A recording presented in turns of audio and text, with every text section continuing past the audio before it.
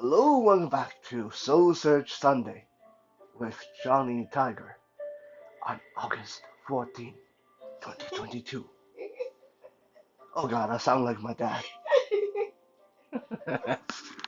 She's laughing. Look, I'm not doing this on purpose. Okay, maybe I am a little bit, but I'm feeling a little bit congested, so I got to modulate my normally very strong voice so I don't end up cracking my voice over the video. And yeah, this honestly, this really does sound like my dad. My dad talked like this. When he pick up the phone, he'd, hello. Um, so today, Kitten and I went on a road trip. We went to the town of Hope. Now, if you don't know where Hope is, that's okay. It's a small town, although it is quite famous. Um, it is where the movie, what's the movie? Rambo First Blood. Rambo First Blood was filmed in. I believe there's another movie called Hard to Kill that was filmed there as well. The town is known for chainsaw sculptures, and that's not a bunch of sculptures that shaped like chainsaws, by the way. That's a bunch of really, really big sculptures that were carved using chainsaws. Like some of these things are like 8 feet tall, 9 feet tall, and they're so detailed. It's amazing that someone actually used a chainsaw to make this happen. And a lot of these were carved from one single piece of tree trunk. Really, really amazing stuff. I kept trying to convince Kitten to take a photo with a carving of a grizzly bear, but she wouldn't. I took her arm and stuck her arm in the grizzly bear's mouth. Uh, no, that would be so cool.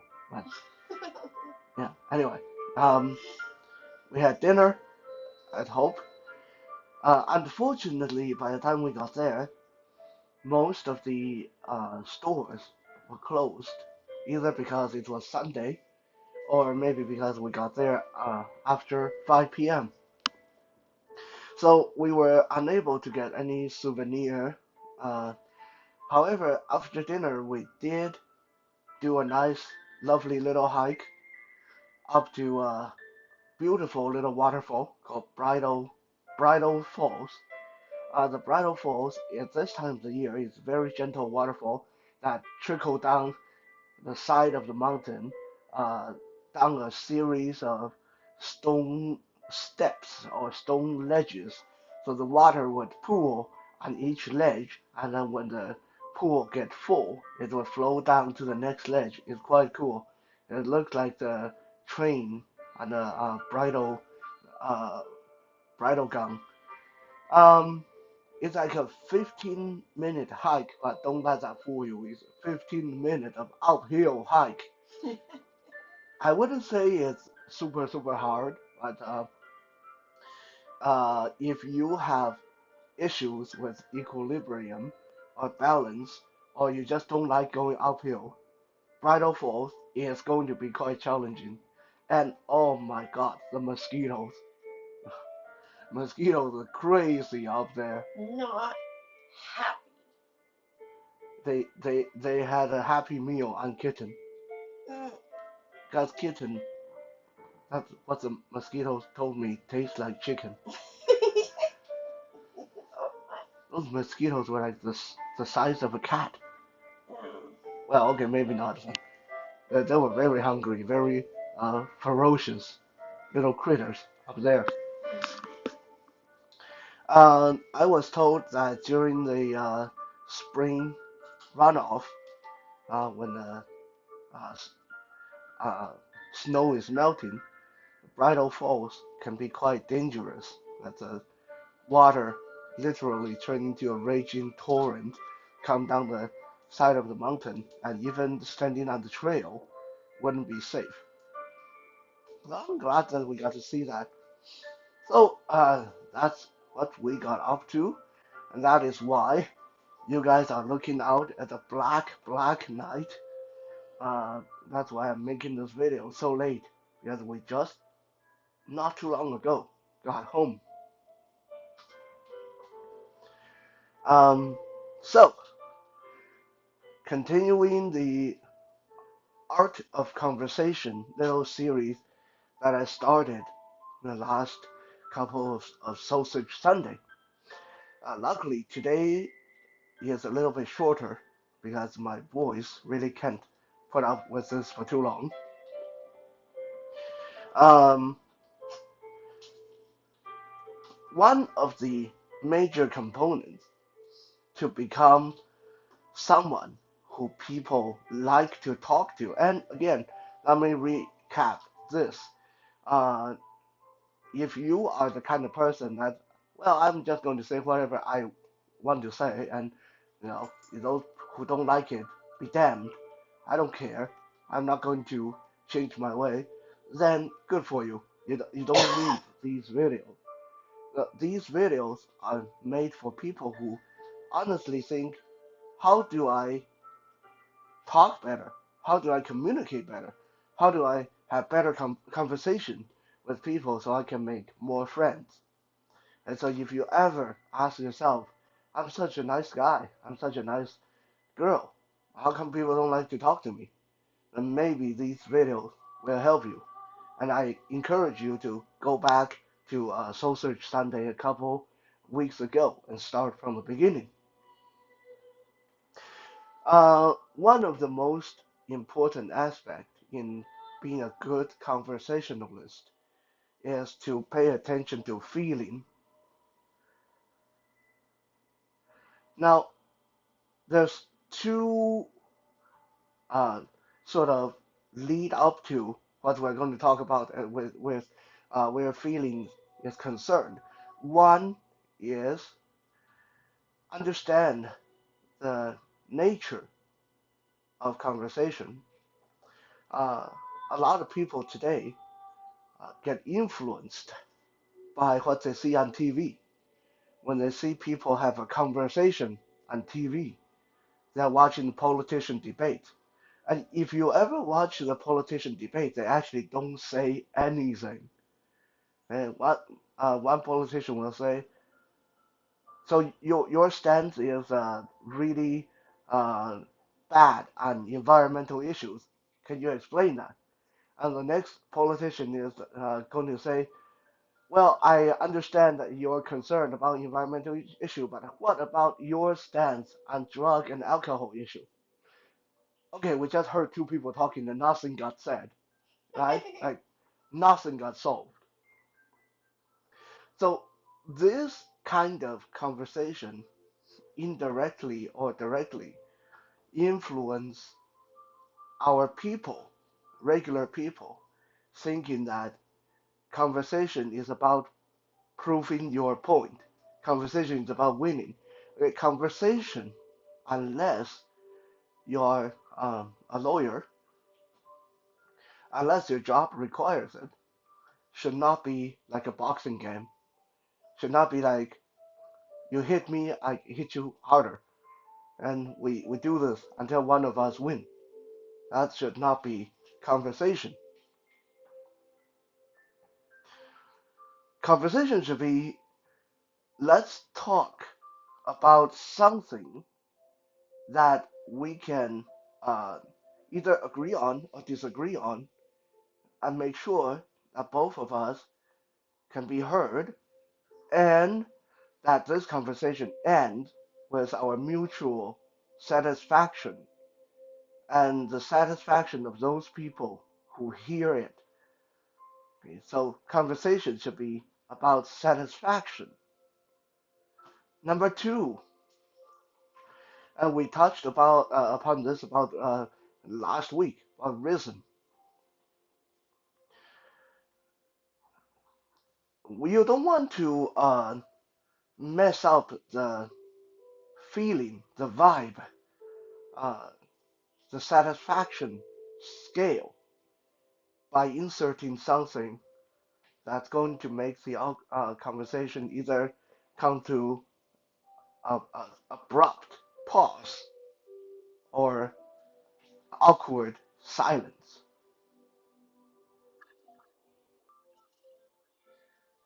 So that means when you are in a conversation, it is almost your obligation to keep that conversation going, to drive it along. Or if it's a conversation that you really don't like, find a nice, easy way to turn onto another subject. And we again we talked about that in the past episode, how it is important to know how to shift track, how to shift direction in a non-intrusive, non-abrupt way. Don't mess up the rhythm of the conversation. Um, a quick example, of course, is let's say we are having a conversation and you say to me, you say, well, Johnny Tiger, what is your view on aliens or people in from other planet? Now, I may say something like, well, I think it's total BS. I think people who believe in that are idiots. Well, that may be how I feel, but I just pretty much dead ended the conversation because the only thing that you can say from here on is either, yeah, I agree with you, yeah, those people are so stupid, and then we can sit here for the next 5 minutes saying how stupid those people are. Or you are going to be a little bit worried to express your view because I already said I think those people who believe in aliens are idiots. So I already made an ironclad statement um, with very extreme view on the subject, which make this conversation rather awkward for everybody involved, especially if it's a bunch of friends sitting around the table drinking beer, just needing something to talk about. So rather than saying something like, I think it's all BS and the people who believe in aliens are idiots, it would be much more sociable, much more conversationally for me to say something to the effect of, well, personally, I don't really believe in it because I think that, no one's ever shown me any concrete evidence of them existing. Now, do you guys have anything that you have heard of that make you think otherwise? Now, in this statement, I state that my position, okay, I don't believe in it, but I also give you an opening to say your piece. Okay, I keep my end of the bargain. I keep the conversation going rather than slamming my foot down and say people who believe in it are idiots and make it really awkward. So those are the two you can say prerequisites uh, leading into our topic of the day, which is about feeling. So number one, you need to think about feeling of satisfaction in the conversation. Number two, you want to think about feeling of not awkward. When I'm in a conversation, and let me quickly say this, um, it doesn't work 100% of the time. Of course, I'm human too. Sometimes I let my mouth get ahead of me. Sometimes I let my temper get ahead of me. Sometimes I just get so frustrated or angry that my brain said, you shouldn't say this, and my heart says, I don't bloody care. Okay, so uh, I'm here giving you guys a guideline, but uh, there's no shame in not getting these to work all the time. It's even for me who is relatively good at conversation, still mess up sometimes. So when I'm in a conversation with somebody, I keep the three feelings in mind. Number one, I want to uh, control my feeling. I want to control my feeling. This means no matter how I feel, no matter how strong I feel on the subject, I'm not going to overwhelm you with my feeling in this conversation. I might not let you change my feeling on the topic, but I will not try to overwhelm you with how strong I feel on the subject. For example, if someone asks me what I think of uh, the uh, vaccine, the COVID vaccine, do I think it's really helpful? Do I think it's a government hoax? A lot of time, I'm going to say, well, I know for myself, it I got the vaccine, and I've been safe from the virus so far. But I mean, that's just me, right? So I obviously don't I can't speak for everybody else. How do you feel about it? And then if the person says, "Oh, I think it's all government hoax. I think that the government is trying to control us," and I no, let's say my feeling on the subject is I think I don't think the same way you do. Let's say I feel that it's not a government hoax. I don't believe in these conspiracy theories. I'm not going to try to change your mind. I'm not going to say, dude, like if the government want to do this, why don't they do this? You think government's going to control you here? Why don't you go and live in China? Why don't you go and live in Russia and see how they control you? I'm not going to do that, because how you feel on the subject, it's your right to the feeling. I'm not obligated to change your mind about it. I'm not going to let you change my mind about it, but I'm not going to sit here and argue with you until both of us mad at each other. So if you say I believe it's all a hoax by the government, I'm going to say, well, I mean there is definitely possibility of that. I read this book before that said, and I showed this, and there was a movie where the government controlled the people by vaccines and stuff like that. I'm going to not not like I'm pretending to agree with you, but I'm going to uh, lead the conversation on to give you a chance to talk. So I control my feeling in the conversation. That's feeling number one. Feeling number two, I will try to preserve your feeling. Even when you say something very offensive or very uh, uh, out of line, I will try my best to preserve your feeling. Um, so, for example, uh, some of you might have seen this on the Fitness Friday. We had a gentleman who commented, um, a big guy with a big stomach shouldn't be doing fitness video. So I responded with, well, let's all get fit together. I'm not going to tell you what I really feel. I'm not going to sit here and respond with, well, how would you like being blind and try to accomplish half of the things I have? Then you can criticize. I'm not going to sit here and say, well, why don't you show us your video? Let's see how fit you are, right? I'm not going to try to argue with a person or hurt their feeling because they try to hurt my feeling. Right? In a conversation, in a exchange, I will try my best to preserve your feeling while still get my point across. Well, why don't we all get fit together? Because that is the point of Fitness Friday. Everybody try to get fit together. Number three, try to make others feel thoughtful. And that's feeling number three. Try to give others a feeling of thoughtfulness.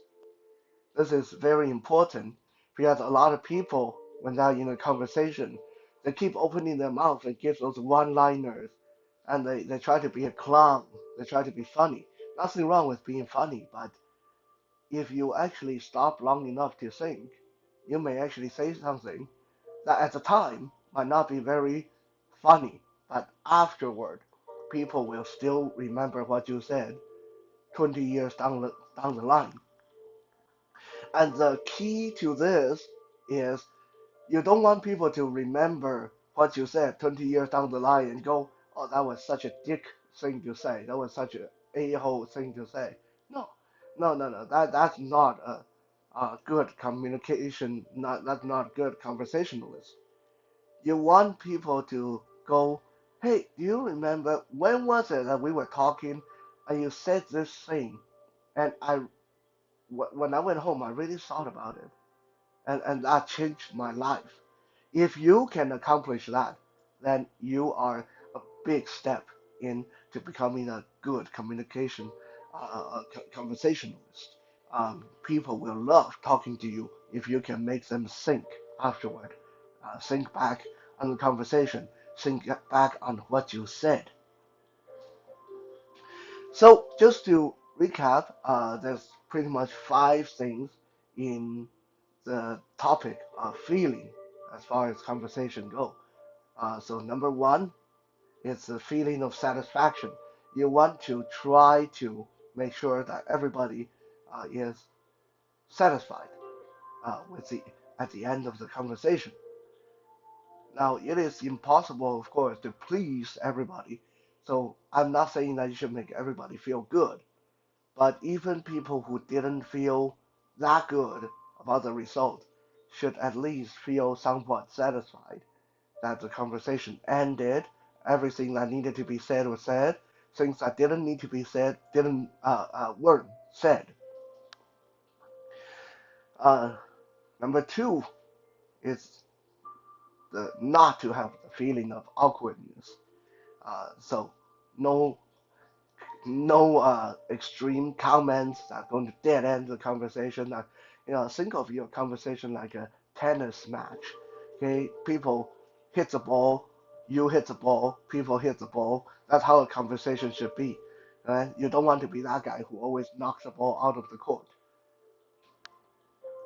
Number three, control my feeling.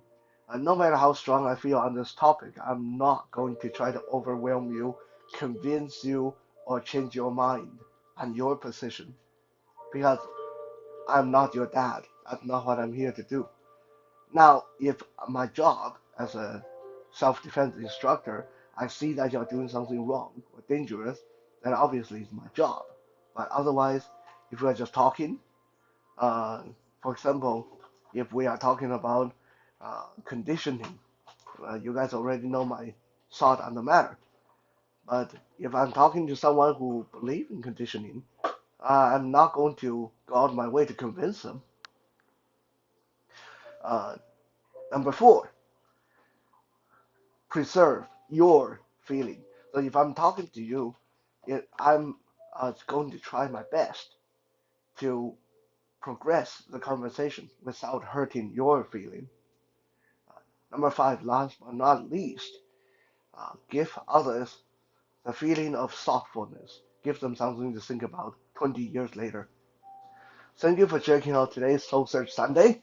We'll be back again tomorrow, hopefully, for Music Monday. For now, have a good night. Bye. Bye. Bye.